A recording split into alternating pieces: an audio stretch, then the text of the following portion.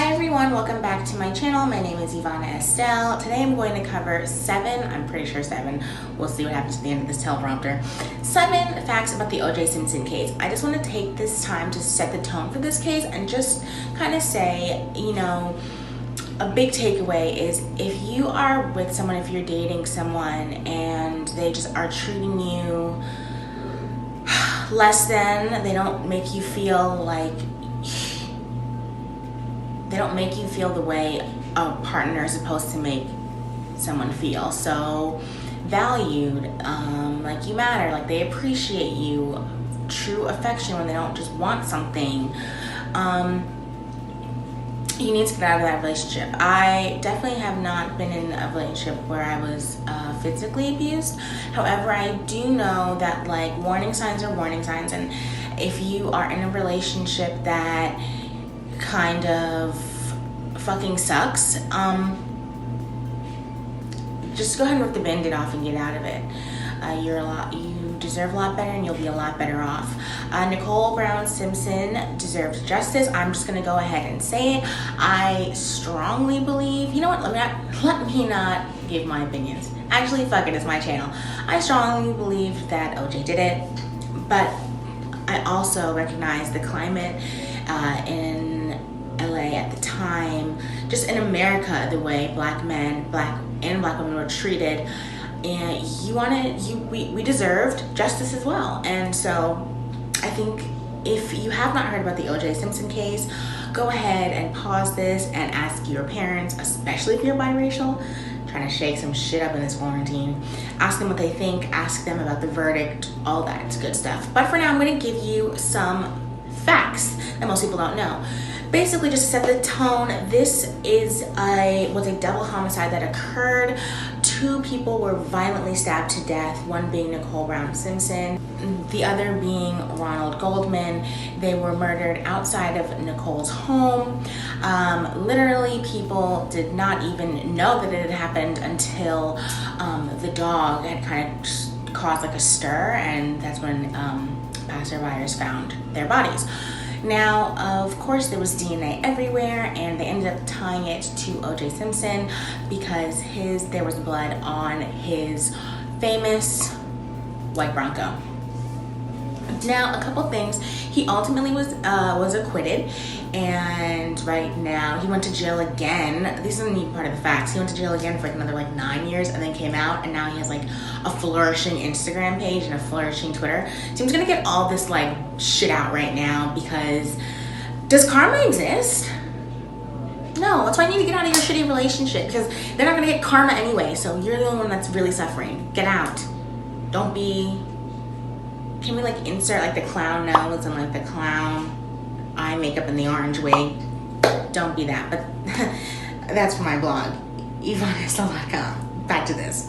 So pretty much, that was it. But there are a few facts that I just want to list out and see, I don't know if they help you form an opinion, great. If they don't, great. They're just some things to know. So first and foremost, Simpson had been charged with domestic violence prior to the murder. It turns out that the murder trial wasn't Simpson's first time getting in trouble following a violent order. Nicole Simpson used to call the police on him a lot, but in 1989 specifically, Simpson pleaded to no contest on charges of spousal abuse. He was actually notorious for this.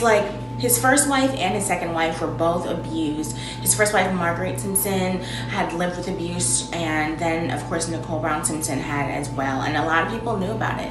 This was brought up in his trial under the motive. He had an incredibly violent history, and he was a football player, for those who didn't know, so that's kind of someone that's a little bit strong.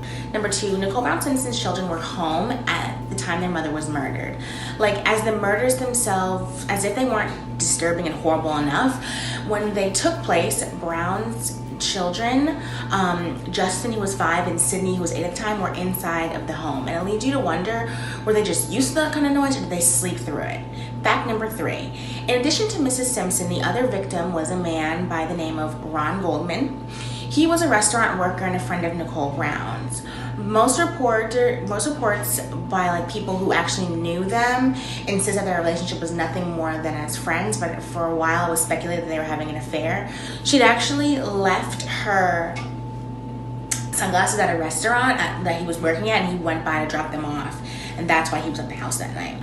Number 4, the famous car chase witnessed by the world took place June 17th, 1994, and saw Simpson cruising down the freeway, followed by police and helicopters and the now infamous white Ford Bronco vehicle. As referred to as a chase, it actually wasn't a chase at all. The extremely memorable moment was really like just like a regular drive.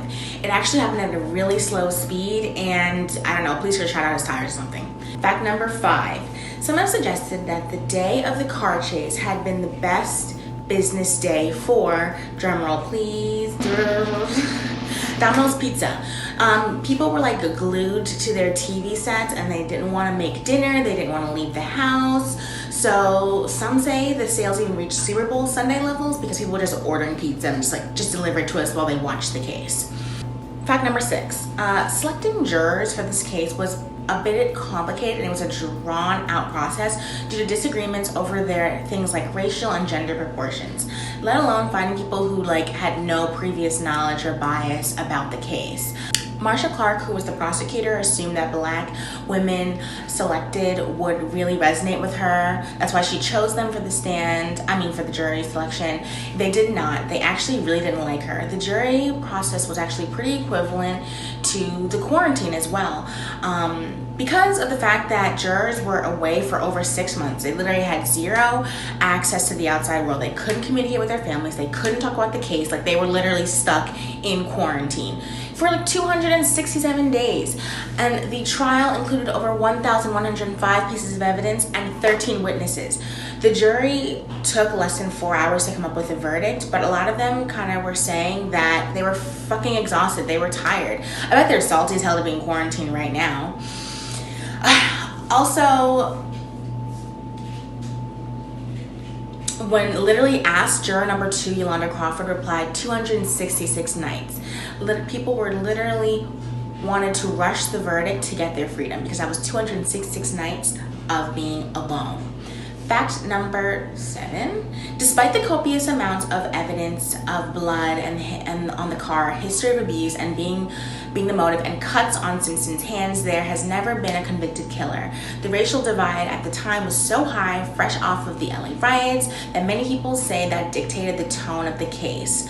A few serial killers have stepped forward and they've been claiming that they did the murders. However, it's been to no prevail. Others also suggest that it was Simpson's oldest son. Regardless, the case is still technically unsolved. And fact number 8, lead prosecutor Marsha Clark stopped practicing law altogether post-trial. Even though she worked as a Los Angeles prosecutor for more than a decade, I want to say, Marsha Clark retired when the not guilty verdict was read. She just kind of hung her hat up and was like, I can't do this.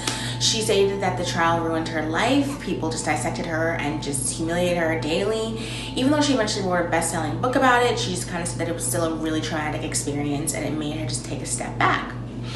Anyway, I was wrong, not 7. 8 facts about the O.J. Simpson case.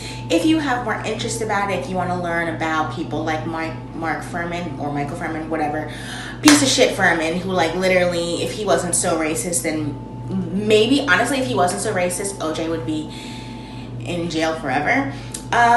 You can go ahead and research it on your own, or you can wait because I'm definitely going to be covering the case soon.